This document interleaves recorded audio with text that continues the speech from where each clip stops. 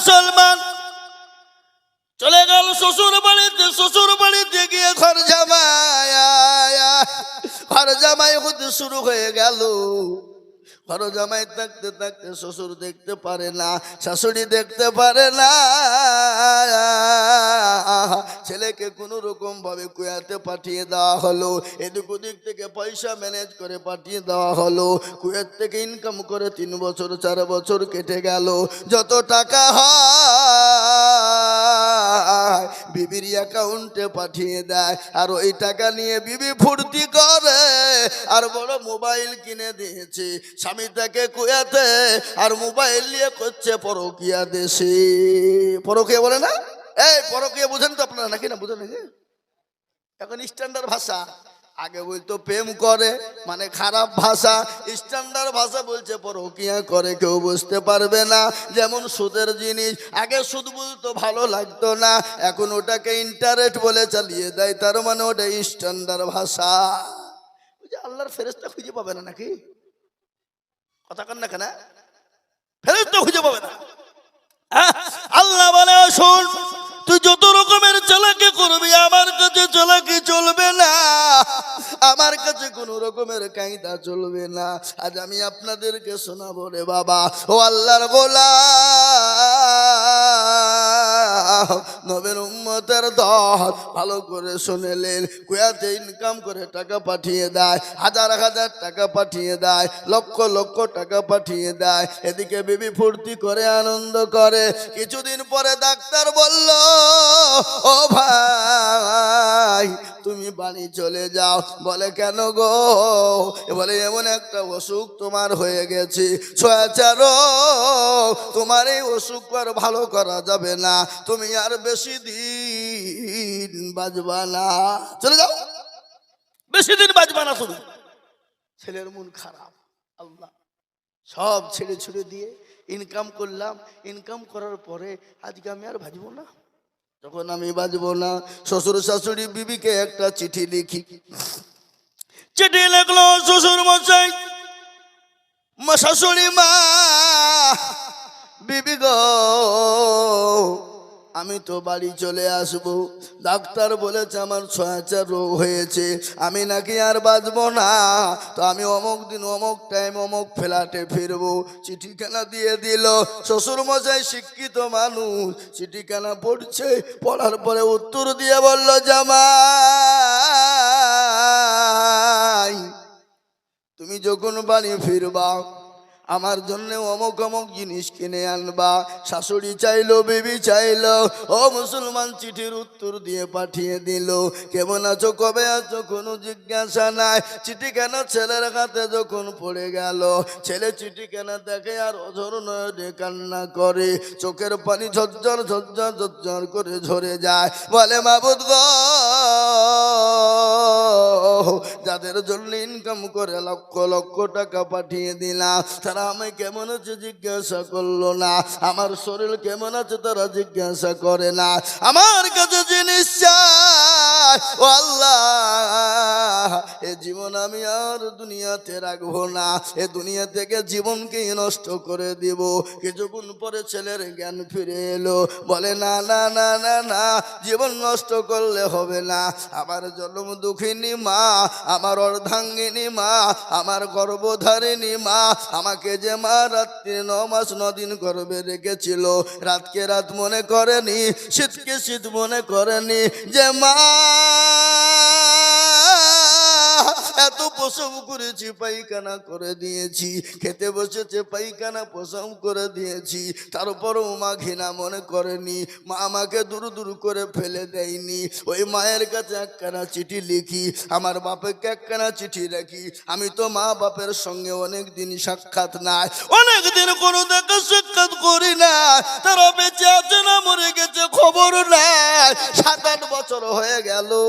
চিঠিখানা লিখে দিয়ে বলল, আব্বা ও আমার আম্মা যান, আমি বড় অসুস্থ, আমি অমুক দিন বাড়ি আছি, কুয়াতের মাটিতে আছি, আমাকে ডাক্তার বলেছে ছয়াচার রোগ, তোমরা আমার জন্য দোয়া করো। চিঠিখানা চলে এলো। মা পড়া জানে না, বাপ জানে জানে না। গ্রামের মোড়লের কাছে চলে গেল, বলে ওগো মোড়ল সাহেব, আমি তো পড়াশোনা জানি না, আমার মা আমার কলেজের সন্তান আমাদের সঙ্গে যোগাযোগ করে না, আজ 8 বছর পরে চিঠি লিখে পাঠিয়েছে, দেখো গো দেখো আমার কলেজার সন্তানের কিছু হয়ে গেল নাকি। চিঠিখানা মোড়ল পড়ে আর মায়ের চোখ দিয়ে ঝরঝর করে পানি ঝরে যায়, বাপের ভাগ চোখ দিয়ে পানি ঝরে যায়। মা সেজদায় পড়ে গেল, বলে কলেজার সন্তান, ও বেটা রে, আজ 8 বছর হয়ে গেল কোনো যোগাযোগ নাই। ও বেটা, আজকে তোর অসুখ হয়ে গেছে, আল্লাহর কাছে দোয়া করি আমি যে তোর মা, আজ থেকে রোজা রেখে দিলাম। ও বেটা, যতক্ষণ পর্যন্ত তুই বাড়ি না আসবি আমি আর রোজাকে ভাঙবো না। ও কলেজের সন্তান, আমি যে তোর বাপ, ও বেটা রে, তুই যতক্ষণ পর্যন্ত বাড়ি না আসবি আমার গরু ছাগল ভেড়া মুরগি উট যা আছে আমি সমস্ত জিনিসকে আল্লাহর রাস্তায় সদকা করে দিলাম। আর নবী আমার বলে গেছেন, আর সাদা কুতারা দুলবালা, সদকা করলে বালা দূর হয়ে যায়, মুসিবত দূর হয়ে যায়। সন্তানের জন্য চিঠিতে উত্তর দিয়ে বলে, বেটা রে, ও কলেজের সন্তান,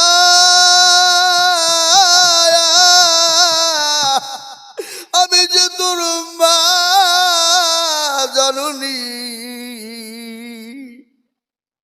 9 মাস 9 দিন তোকে গর্বে করে নিয়ে বেরিয়েছিলাম রে বেটা।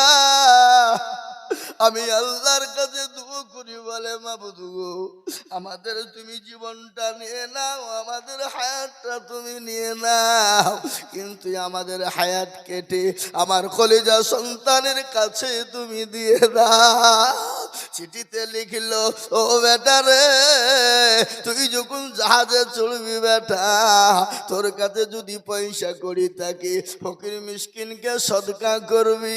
চিঠিখানা বেটার কাছে পৌঁছে গেল, বেটা কিন্তু চিঠি আর খুলে পড়লো না।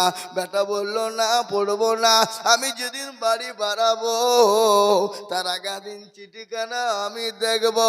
আমার মা বাপ যদি শ্বশুর শাশুড়ির মতন জিনিস চায় আমি আর এই জীবন নিয়ে ফিরবো না। চিঠিখানা যেদিন বাড়ি আসবে তার আগা দিন চিঠিখানা খুলে পড়ছে আর সন্তানের চোখ দিয়ে পানি ঝরঝর করে ঝরে যায়। ওগো আল্লাহ, মাবুদ মাওলা, আমি তো আমার মা বাপের কোনোদিন খবর নিইনি। জীবনে যেদিন থেকে ইনকাম করতে শিখেছি আমি আলাদা হয়ে গেছি। সমস্ত শ্বশুর শাশুড়ি বিবির জন্য দিয়েছি, আমি তো কোনোদিন আমার মা বাপের খবর নিইনি। আজকে তারা আমার কাছে জিনিস চাই না, আমার জন্য তারা দান খায়রাত করেছে, আমার জন্য সদকা করে দিয়েছে। মাবুদ মাওলা, আমি আজ কারোর জন্য কিছু নিয়ে যাব না। যদি আমি নিয়ে যাই আমি আমার কলেজার টুকরা মা আমার বাপের জন্য নিয়ে যাব। ছেলে আপনার প্লেনে উঠে গেল, কলকাতা এয়ারপোর্টে নেমে যায়। কলকাতা এয়ারপোর্টে নেমে গেল, নামার পরে শ্বশুর শাশুড়ি বিবি অনেক দূরে দাঁড়িয়ে, কিন্তু এয়ারপোর্টে তো ঢুকতে দেবে না। দেবে গো, কথা বলেন দেবে? আমি গত পরশু দিন এলাম, 3-4 দিন পরে আমি জলসা করে ত্রিপুরা আসামে ছিলাম, মেঘালয়ে ছিলাম, মণিপুরে ছিলাম। 4 দিন ছিলাম ত্রিপুরা, মেঘালয়, মণিপুর, আসাম মিলে 4 দিন জলসা করে গত পরশু দিন এসেছি বাবা আমি। এর প্লেনে যদি একটু আপনার ভোটার কার্ড আইডি কার্ড যদি না থাকে আপনাকে প্রবেশ করতে দেবে না। টিকিট না থাকলে তো নট এলাও, কোনো এলাও হবে না। হবে? কথা বলেন, হবে না, কোনো এলাও নাই, নট এলাও। আপনার টিকিট আছে তো আপনি আছেন, আর টিকিট নাই তো আপনার সঙ্গে কারোর কোনো সম্পর্ক নাই। আর এয়ারপোর্টটা এমন একটা জায়গা, প্রধানমন্ত্রী, মুখ্যমন্ত্রী, স্বরাষ্ট্রমন্ত্রী, রাষ্ট্রপতি হলেও তাকে পরীক্ষা করা হবে, তাকে চেক আপ করা হবে, তার আপনার মেশিন লাগানো হবে। বুঝতে পারলেন আমার কথাটা?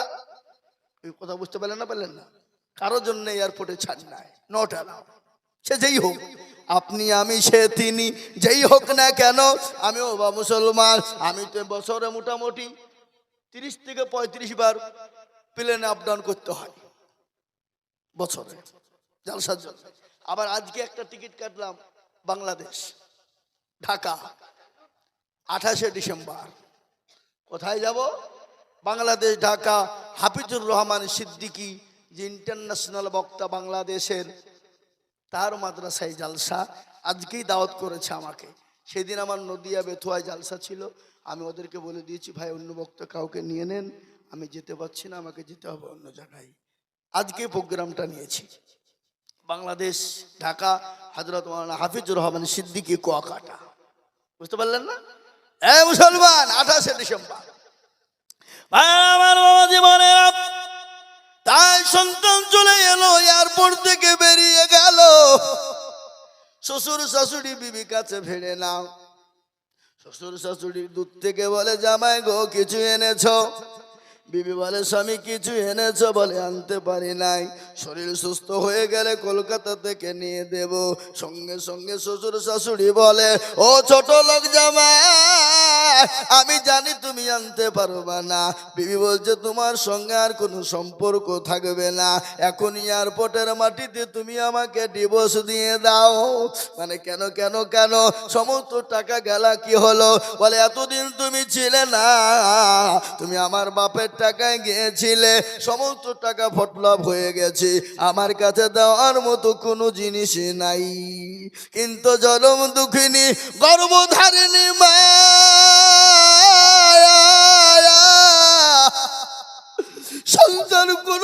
সন্তান কোনোদিন মায়ের খোঁজ নিল না, বাপের খোঁজ নিল না। ওই মা দৌড়তে দৌড়তে গিয়ে সন্তানকে জড়িয়ে ধরে।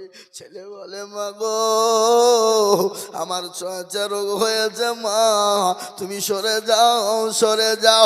বেটা, মা বলে, বেটা রে বেটা, আমার যদি জীবন চলে যায় যাবে, আমি আল্লাহর কাছে দোয়া করে রোজা করে বলেছি, ও আল্লাহ, তুমি আমার জীবনটা নাও, কিন্তু আমার কলেজার সন্তানকে আমার কাছে ফিরিয়ে দাও। আহা, এই হলো মায়ের ভালোবাসা। অনেক আছে ছেলে মাকে দেখতে পারে না, বাড়ি থেকে বের করে দেয়, খেতে দেয় না, মায়ের গায়ে হাত তুলে মাকে দূর দূর করে তাড়িয়ে দেয়। কি বলে না, বলে না? কথা বলেন। আল্লাহর কোরআন বলে, জুয়া কুল্লাহুমা কওলান কারীমা,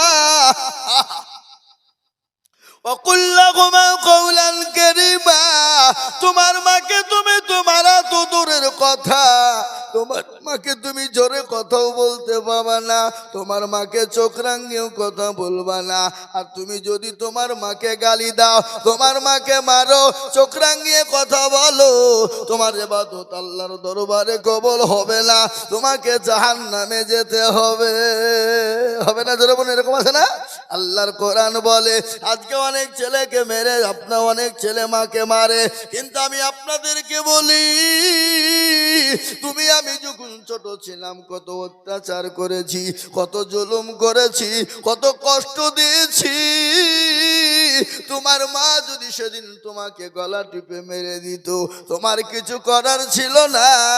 আজকে তোমার মা বৃদ্ধা হয়ে গেলে, তোমার মাকে তুমি দেখতে পারো না, তোমার মা নোংরা করে ফেলবে বলে বাড়ি থেকে বের করে দাও, কিন্তু আল্লাহর কাছে তোমাকে জবাবদিহি করতে হবে। মায়ের দোয়ায় সন্তান জান্নাতি হয়ে যায়, হয় না? জোরে বলুন, কথা বলুন। ও আল্লাহর গোলাম, নবীর উম্মতের দল, আল্লাহর নবী মুসা আলাইহিস সালাম আল্লাহর কাছে দোয়া করে, ও আল্লাহ তুমি আমাকে জান্নাতে দিও। আল্লাহ বলে, মুসা রে, তুই তো জান্নাতে যাবি এবং তোর সঙ্গে জান্নাতের একজন সঙ্গী হবে, সে হলো অমুক দেশের কসাই। কে? অমুক দেশের কসাই। মুসা আলাইহিস সালাম বলছে, আল্লাহ তুমি আল্লাহ খুঁজে পেলিয়ে না, তুমি ওই কসাইয়ের সঙ্গে দিবা জান্নাত? আল্লাহ বলছে, মুসা তুই একবার খোঁজ নে। কি খবর? বসো বসো বসো, শোনা, বসো, পালাও না। আমার দরদি মুসলমান, মুসা আলাইহিস সালামের কসাই মুসা নবীর সঙ্গে জান্নাতে যাবে কি কারণে? সেটা হলো তোর মায়ের জন্য।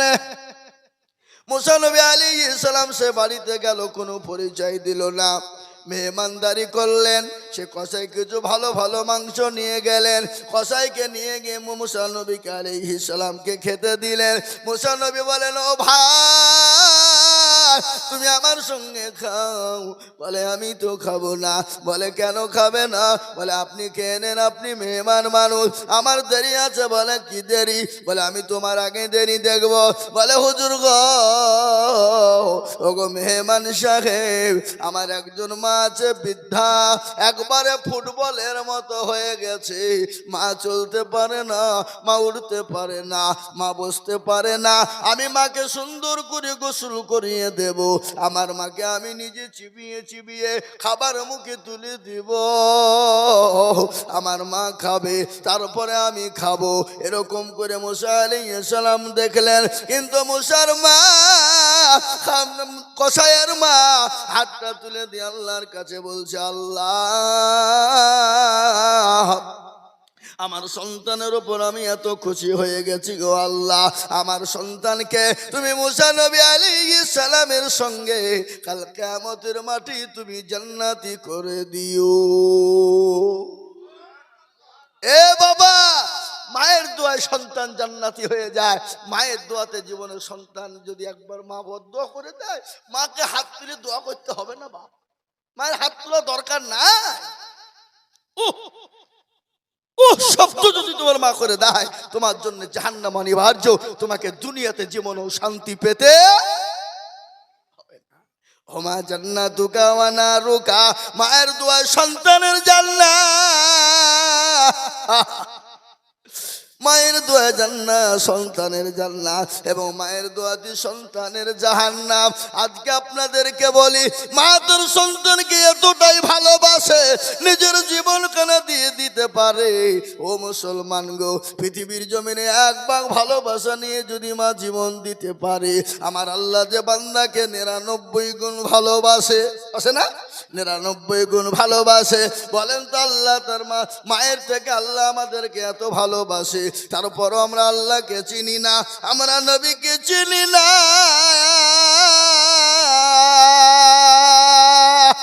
একটু ফোন করে বাংলাদেশের ফোন এসছে। আসসালামু আলাইকুম ভাইজান। বলছিলাম ভাই আমার দুটো জালসা, একটা জালসা করে এসে আর একটা জালসাতে বক্তব্য দিচ্ছি। আমি বক্তব্য করে রাত্রে ফোন দিই। জি জি ঠিক আছে, ইনশাল্লাহ ইনশাল্লাহ। জি ও মুসলমান দরদি, আল্লাহ ওয়ালা নবীর প্রেমিকেরা, আল্লাহ যদি এতটা মানুষকে ভালোবাসে, কিন্তু সেই মুসলমান আল্লাহকে চিনে না, সেই মুসলমান নবীকে চিনে না, সেই মুসলমান রসুল চিনে না, সে মুসলমান মসজিদ চিনে না, সে মুসলমান মাদ্রাসা চিনে না, সে মুসলমান কোরআন চিনে না, সে মুসলমান মসজিদে আজান হয় হাইয়া আলাস সালাহ, আর আমরা চায়ের দোকানে বসে বলি আমরা পারলাম না, ইমামার মর্জিন তোরা দুজনেই চালা। ঠিক কিনা জোরে বলুন, এই কথা ঠিক না বেঠিক জোরে বলুন। আজকে আমাদের দেশের লোক নামাজ পড়ে, কথা কন না কেন? নামাজ পড়ে না। আজকে হাজামপাড়া দিয়ে বলি যেতে এই গ্রামে জালসা এসছি, অন্য গ্রামের কথা বলতে গিয়ে মার খাবো নাকি? নাকি বলছেন? যদি আমি অন্যায় করি মারতে তো পারবেন না, কেন আমি আপনাদের মেহমান, নাকি বলছেন? তুই বলছেন না মারবেন নাকি? এ মুসলমান, আমাদের দেশের লোক নামাজ পড়ে না, 98% লোক নামাজ পড়ে না। কপারেশন পড়ে 90, এই দেশের লোক হিসাব জানে না নাকি গো? 2% পড়ে, কিন্তু 2% লোকের নামাজ হয়। কথা কন না কেন? 1% লোকের কোনো ভাবে হয়, আর 1% লোকের নামাজ হয় না। বলে হুজুর আপনি কি করে ধরলেন? আমি আইজুল হক বলে যাই, কেন হয় না বাবা, কেন হয় না শুনলেন? চাচা 20 বছর ধরে নামাজ পড়ে, মুরব্বি হয়ে গেছে, দাড়ি পেকে গেছে, কিন্তু চাচা তাহাত জানে না, চাচা দুরূদ শরীফ জানে না, দোয়া কুনুত জানে না, দোয়া মাসুরা জানে না, দোয়া শোনা জানে না। ইন্না তাইনা কুল, তার মধ্যেও দেখা যায় কোনটা ভুল। কথা বলেন ঠিক না ঠিক বুঝবো না? ইন্না তাইনা কুল, তার মধ্যে কোনটা ভুল, কিন্তু এরা শিখেও না, শিখার চেষ্টাও করে না। ইমামের কাছে কোনোদিন বলে না, হুজুর গো আপনি তো আমাদের হুজুর ইমাম সাহেব, মসজিদের একটু নামাজটা ঠিক করে দেন, একটু কোরআনটা ঠিক করে দেন, একটু সূরা গেলা ঠিক করে দেন, একটু দুরূদ শরীফ এত ঠিক করে দেন। বলে কেন গো, কেন বলবে না বলেন তো দেখি, কেন বলবে না? কারণ আছে, কারণ আছে না নাই? ডাল মে কুছ কালা है না, है না? কথা বলেন কেন বলে না? দেখছি ইমামের কাছে যদি চলে যায় আর ইমামের কাছে যদি শিখতে যায়, আর ইমাম যদি আমার ভুল ধরে ফেলে, তাহলে ইমামের কাছে আমার মোড়লি চলবে না, আমার মাতাব্বরি চলবে না, আমার দাদাগিরি ইমামের কাছে চলবে না। আমাকে ইমামের কাছে মাথা নত করতে হবে, ঠিক কিনা জোরে বলুন। আর আমাদের দেশের ইমাম সাহেবরা এই মালগুলাও কিন্তু কমাল হয়, এরাও কোনোদিন বলে না চাচা গো আপনি আমার পেছনে পেছনে ঘুরেন, আপনি আমার মুসল্লি, আসুন আপনাকে নামাজ ঠিক করে দিই, কোরআন ঠিক করে দিই, সূরা গেলা ঠিক করে দিই। জীবনেও বলে না। কেন বলে না জানেন? কি কারণে বলে না? মৌলবি বলছে যে তো 5,000 টাকা বেতন দাও, 1,000, তোমাকে নামাজ শিখাবো, তোমাদের ভাগ্য ভালো আমি ওযু করে নামাজ পড়াই, বেশি কায়দা করবা, আমি বিনা ওযুতে নামাজ চালিয়ে দেব, তোমার নামাজ হলো কি না হলো আমার দেখার নাই। 5,000 টাকা বেতন। এ বাবা, আজকে ছেলেরা মাদ্রাসায় কেন বাপ মা দিতে চায় না? বলে ভিখারি লাইনে দেওয়া যাবে না, ফকিরি লাইনে পড়তে দেওয়া যাবে না। বলে কেন যাবে না? মাদ্রাসায় দিলে ভিক্ষা করে বাড়াতে হবে, মৌলবি হয়ে 5,000 টাকা দিয়ে কি হবে? আমি আপনাদেরকে বলি, আজ ইজ্জত সম্মান আপনারাই নষ্ট করেছেন, আজকে সমাজকে নষ্ট করেছে, আলেমদের সম্মান নষ্ট করে দিয়েছেন, ইমামদের সম্মান নষ্ট করে দিয়েছেন। আজকে আমি আপনাদেরকে বলি, ইমামের বেতন যদি 20,000 30,000 টাকা হতো, আমার মনে হয় চৈগনি খাজাম পাড়া থেকে প্রত্যেকটা ঘরে ঘরে মৌলবি তৈরি হতো, হতো না? হতো না? বলে সরকারি চাকরির প্রয়োজন নাই, 30,000 বেতন মানে বড় বেতন রে বাবা, তোর সুন্দর করে সংসার চলে যাবে, তোকে কোনো দিকে যেতে হবে না। কোরআনওয়ালা হো, নামাজি হো, আল্লাহওয়ালা হো, 2 দিনই হবে, দুনিয়া হবে, আখিরাতও হবে, কবরও যেতে পারবি, ঠিক কিনা জোরে বলুন। এই বাবা, এই মানগুলো নষ্ট করছে কারা? আমাদের দেশের আজকাল মসজিদের সেক্রেটারি, সভাপতি, কেসের এই মালগালা তো আরো করা, জীবনে মসজিদ চিনে না, আবার সেক্রেটারি সাজিয়ে বসে আছে, সভাপতি মুখে দাড়ি নাই, হারামখোর। ওই সমস্ত হারামখোরদেরকে মসজিদের সেক্রেটারি, সভাপতি, ক্যাশিয়ার করা যাবে না, যাবে না। যারা নামাজ পড়ে না, রোজা করে না, বিড়িতে মারে টান, গাঁজা মদ খায়, এমনও মসজিদের সেক্রেটারি আছে মসজিদের টাকা দিয়ে লটারি কাটে, আমার কাছে প্রমাণ আছে।